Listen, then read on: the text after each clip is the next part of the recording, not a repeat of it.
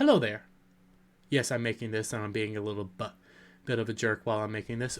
But November 18th of this year, Pokemon Scarlet and Violet releases, and I'm going to be doing a 24-hour stream, and I would like to see you all there. That's right, November 18th. That's a Friday, 24-hour stream. I will be doing it, and I will be having fun. So come on by, subscribe to the channel, hit that notification bell, do all that stuff, and yeah, we'll have fun.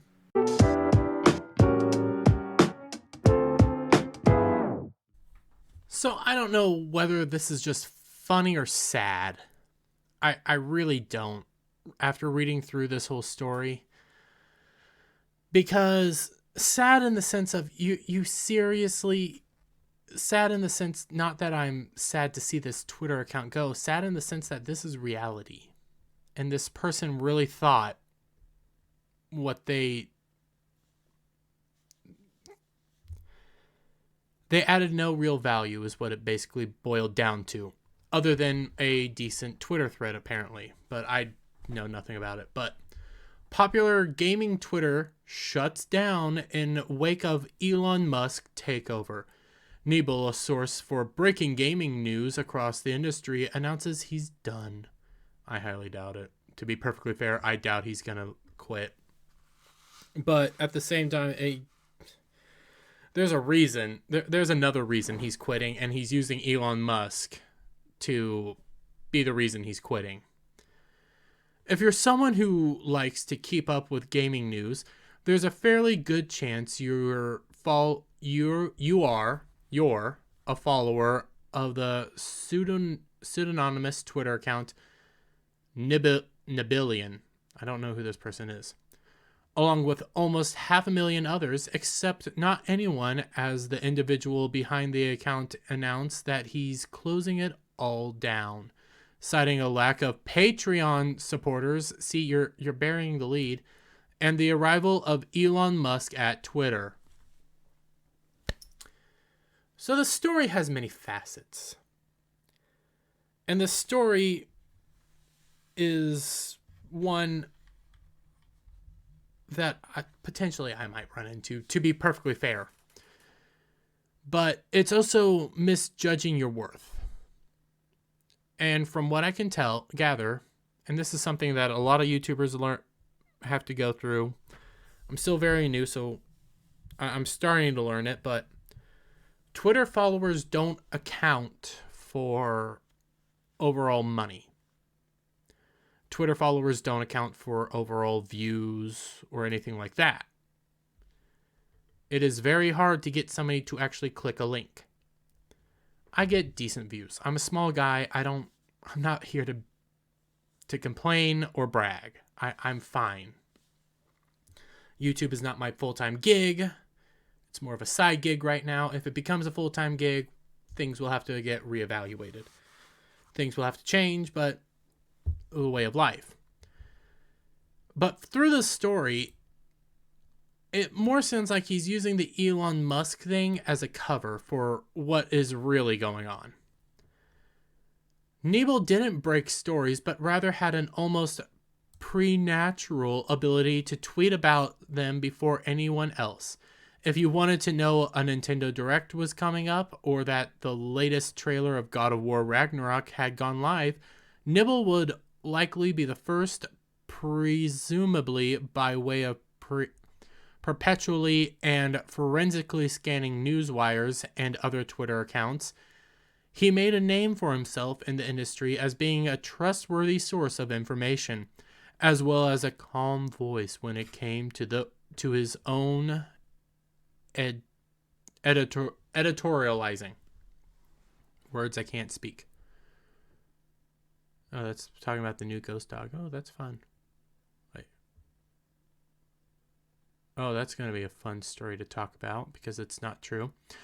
In September, Nibble launched a Patreon as a way to monetize the presumably must be a full-time job of scanning feeds. And here we get into it. Despite initial flurry of people backing him, Nibble reports that these numbers quickly began to drop. At the time of writing, the Patreon has a very healthy 985 backers, but with only 2 backing tiers, $1 and $3. Assuming that works out to around $1,000 a month after taxes, it's not really a living wage. So here's the reality. You miscalculated your value. In reality, yes, a $1 and $3 tier probably is worthy. What was on his Patreon is the bigger question. I haven't taken a look. What? Maybe we can take a look right here. Does it take me to his Patreon? Nibble. $1, $3. I'm not even looking at that. Leave me alone.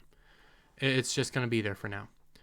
So, at your $1 tier, you get my gratitude. At the $3 tier, you get my gratitude, access to Patreon feed, access to future Discord server.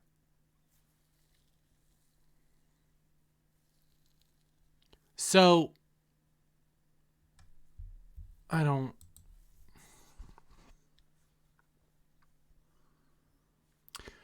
You're not offering anything. That's the problem.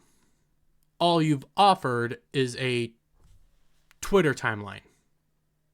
Now, Twitter has enabled something unique, but I don't know how it works, quite honestly. And it's essentially what he was doing just on Twitter, which is the Twitter backer thing or the super follower, where you pay X amount of money a month and you get to back through Twitter, which if he had access to, he probably would have been a better time. He probably didn't have access to that. So, but that's you miscalculating your worth.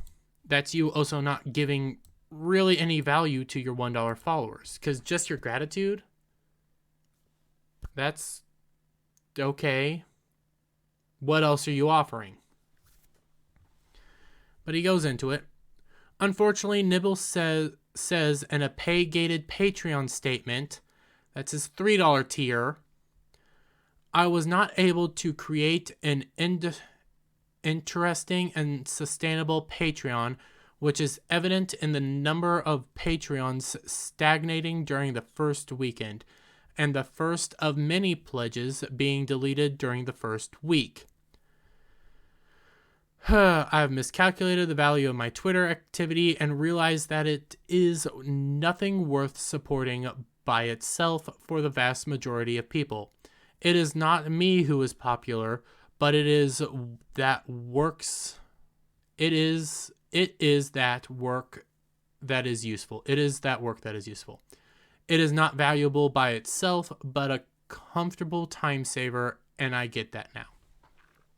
To be fair, I haven't seen much of his Twitter feed. I didn't even know he was a person.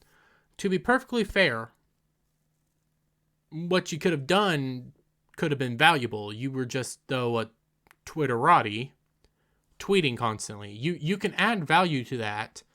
You just have to do it differently. Like, take Andrew Branca.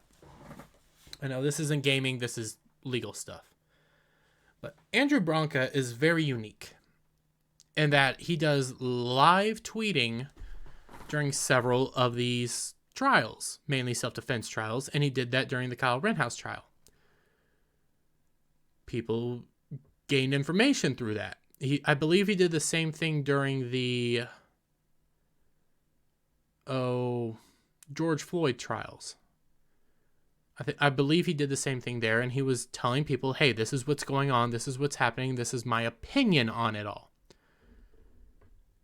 Through that, he was able to monetize that by offering some other things that he offers. Andrew Branca is law of self-defense. He has other things that he offers, not just live tweeting. So you needed to offer something besides just your tweets. And let's say, again, I'm obviously not going to join Patreon. Even though there's plenty of people out there that I love that are on Patreon, that's not me. But you could have, you just need to offer something of use. if it was a Patreon blog or something like that, hey, that would be interesting. What else you giving? You have to have a reason for me to give this $3 over. From what I can tell, not many people found it all that useful. And also, mind you, Twitter subs or Twitter followers don't equate to very much. I love my followers to death. But let's be real, it's very hard to get them to click a link. They're wonderful people. I love my followers to death, mind you. I'm always appreciative of just one person that wants to hear me talk or see my memes or do something. I'm always appreciative of that. But I also have to account for my value. My value is not very much right now. But you miscalculated all that, as you so poignantly put. Paying someone to tweet was always going to be a tough call. For crying out loud. You guys do it. Half the Twitter journalists on there do that. All they do is tweet, and they get paid to do it. No matter how useful the feed became to so many, especially since Nibble wasn't directly creating anything himself, beyond convenience, still, it'd be nice if more people had been willing to throw $1 a month his way for the sake of the work he was doing for them. But you were putting then make it $1 a month for that tier. Make it $1 a month. Hey, for $1 a month, you get everything other than just my gratitude. Okay, that's what you had to do. You misplayed. That's as simple as that. Nibble goes on to discuss the recent takeover of Twitter by Elon Musk as another reason for feeling it's time to move on, calling this the elephant in the room. He adds that he doesn't believe Twitter has been well run for a while and that this trend will not change with Musk either. I highly doubt that. I do not trust the platform, Nibble says in his statement. I do not trust Musk and his seemingly infinite immaturity. I do not think Twitter will fall apart instantly, but that it could die a slow death. Why waste more time? In his final comments on Twitter before locking his 448k follower account, Nibble explained he wants to turn his attention elsewhere. After some introspective, I've made the decision to focus my time and energy elsewhere and move on from Twitter. This marks the end of my video games coverage and my active participation in this platform. Thanks to everybody for the fun times. The account is locked rather than removed to prevent anyone else from taking control of the handle and causing mischief. Not that this has stopped people in the past. What I think really happened here, he's using Elon Musk as a cover. Because when you say, well, the platform's been mismanaged this whole time and I haven't trusted it, you're just using it as a cover because you're embarrassed that you miscalculated everything. You did everything wrong. Because let's go back here to his Patreon. Ignore that because I'm not clicking anything. If you did your Patreon feed to your $1 a month sub, and depending on what you're posting, more people probably would have subbed. More people probably would have given you money. And then if you left the access to your Discord server over here, or your potential Discord server over here, that's how you do it. But what were you offering other than just a Twitter feed? I mean, did you have a personal blog? Did you have videos? Did you have introspective ideas? Did you critique games? What were you offering? Because you got to offer something. You were only offering something for free, and you weren't having a one-on-one relationship. Like, again, to bring this back to me, and I hate to do that, I'm going to have this issue sometime. How am I going to balance everything? How am I going to monetize everything? I don't know if I should do it now or later. If I do it now, is it me begging for money and telling people, hey, I want you guys to sub because I need money? Or is it me saying, hey, I want all this. I would, if you guys want to grow with me, here's this. It's an issue I'm dealing with. But at the same time, what value do I offer and what value did he offer? From what I can tell, you were just tweeting all the time. And yeah, that's a lot of work. And apparently a lot of people do honestly get paid to tweet a lot. Let's be fair. But if that's all you were offering, no wonder nobody wanted to give you money. And with this this little Elon thing that he puts out, let's talk about the elephant in the room and how he blames it on Elon Musk and how Kotaku's just focusing on that because they don't like Elon Musk. He's just using that as cover. He's embarrassed that nobody wanted to give him money for Patreon. And I get it.